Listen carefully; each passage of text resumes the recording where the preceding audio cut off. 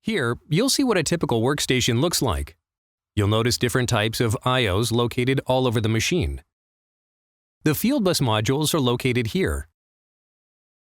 Now let's take a closer look at a typical field bus module configuration. As you can see, conventional I/O requires two cables, one for communication and one for power, forcing users to daisy-chain the modules and limiting the flexibility of the machine design and layout.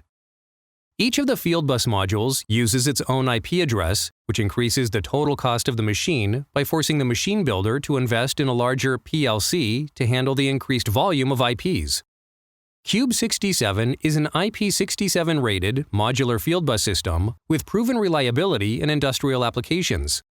The decentralized design of Cube67 allows users to install the I/O modules as close as possible to their sensors and actuators.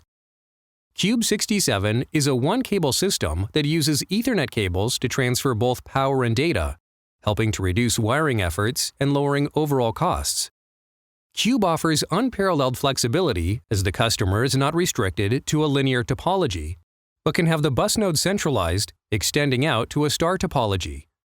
The Cube system also allows users to reduce the number of IP addresses required, significantly lowering installation costs.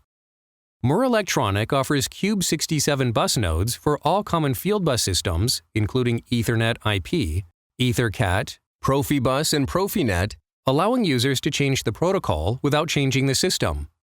Users can simply swap the bus node to the chosen protocol based on the specific use case. Cube67 Plus uses one IP address for 1,024 digital signals, and it can connect up to 32 I/O modules within a 60-meter range. Cube system users have the flexibility to design their system their way, thanks to more than 100 different input, output, configurable, function, RS-232, RS-485, I/O link, and analog modules. The modules have a range of connection styles, M8, M12, Sub-D, and housings to allow the user to truly customize the system to the application.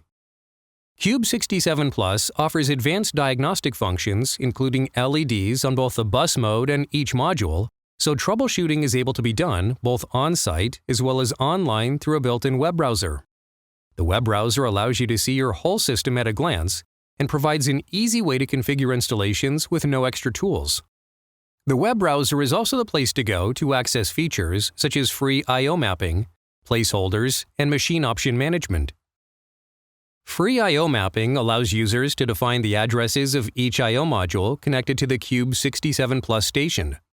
This functionality is invaluable for when a user wants to separate groups of I/O modules in different data areas or expand the Cube67 Plus station and without previously using placeholders.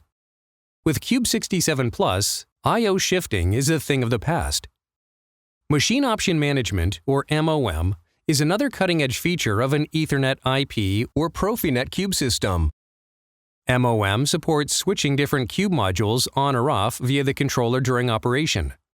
This is the basis for modular machine configuration, easy tool changes, standard machines with different degrees of I/O expansion, optional machine attachment parts, and sequential commissioning.